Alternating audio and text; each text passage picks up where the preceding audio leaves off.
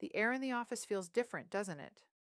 It's not always something you can point to in a spreadsheet. It's a subtle shift in tone. People ask quick questions that aren't quick. Calendars get tighter. Leaders start using words like efficiency, optimization, and prioritization with a little more urgency. And for women in leadership, a downturn can feel intensely personal because you're not just managing timelines and deliverables, you're safeguarding livelihoods. You're absorbing uncertainty from above and anxiety from below. You're expected to deliver more with less, stay calm, stay credible, and somehow keep your team motivated when everyone can sense the ground is moving. So if you're hearing whispers of restructuring or cost cutting, I want you to hear this clearly. This is not only a threat, this is a moment to pivot your team's strategy. So you don't just survive a downturn, you become undeniably valuable inside the organization. Because when budgets tighten, the question leadership is asking, sometimes silently, is what teams are essential and what teams are optional. Your job is to make your team obviously essential. And the way you do that isn't by grinding harder, it's by creating clarity faster than the chaos can spread. Here are 5 ways to do that: evidence based, practical, and immediately usable, along with exactly what to say in the moments that matter. First, create truth speed through psychological safety. There's research from organizational psychologist Amy Edmondson showing that teams perform better when people feel psychologically safe, meaning they can speak up, report problems, and share concerns without fear of punishment or humiliation. And in a downturn, that's not a nice culture thing. That becomes a survival advantage, because the teams that win in uncertainty are not the teams that look calm on the surface. They're the teams that surface problems early while they're still fixable. So here's what you do: you set a new standard. We don't hide issues, we report them early. And you prove it by how you respond when someone brings you bad news. Here's what you say: thank you for telling me early. That protects us. Or, let's focus on learning, not blame. What do we know, and what's the smallest next step? And when someone hesitates, you can say, I'd rather hear it messy and early than polished and late. That one phrase alone can shift your team from fear based silence into truth based momentum. Second, run a 14-day signal sprint. In uncertainty, confusion becomes expensive. People fill gaps in information with worst case stories. That's just human cognition. Our brains are threat detection machines. So your job is sense making, helping your team interpret what's happening and respond without spiraling. Here's the move. For 2 weeks, treat your environment like a dashboard. Create a signal board with 4 categories: customer signals, financial signals, operational signals, talent signals. Then assign 1 or 2 people to each category, not to do extra work, but to notice what's already happening. Every week, they answer 3 questions in 5 minutes. What changed? What surprised us? What might this mean in the next 30 to 90 days? Then you build 3 scenarios.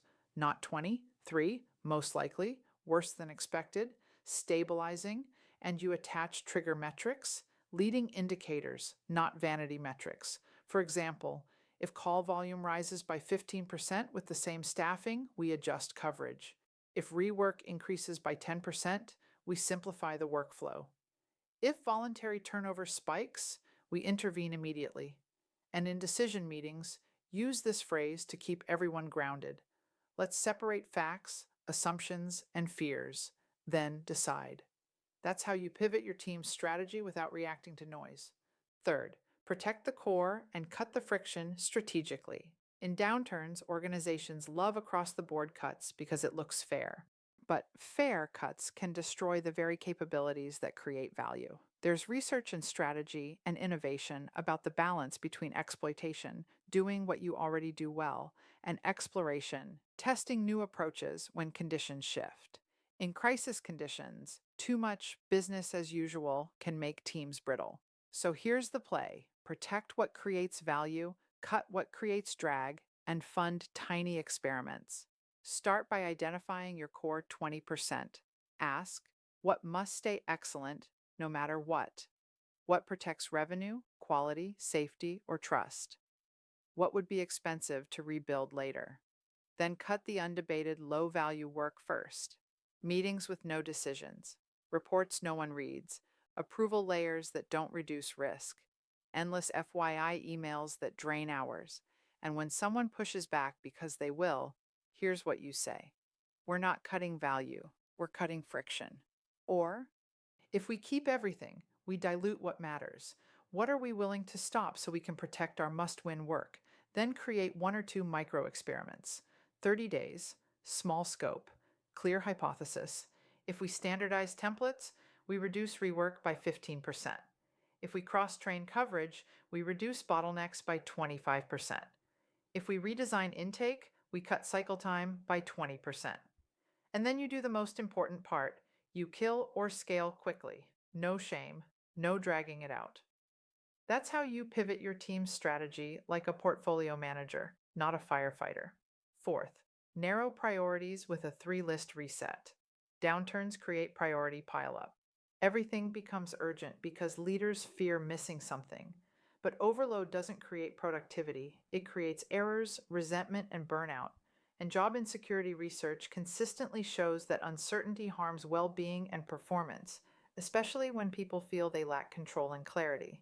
So you give your team clarity. Use 3 lists. List A, must deliver.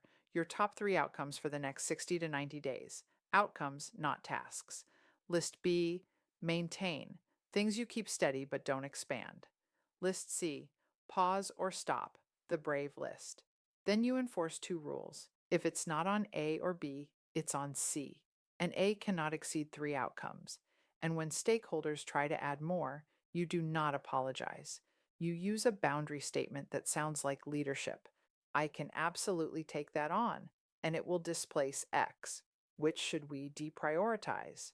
Or, given current capacity, I can commit to A or B, not both with quality.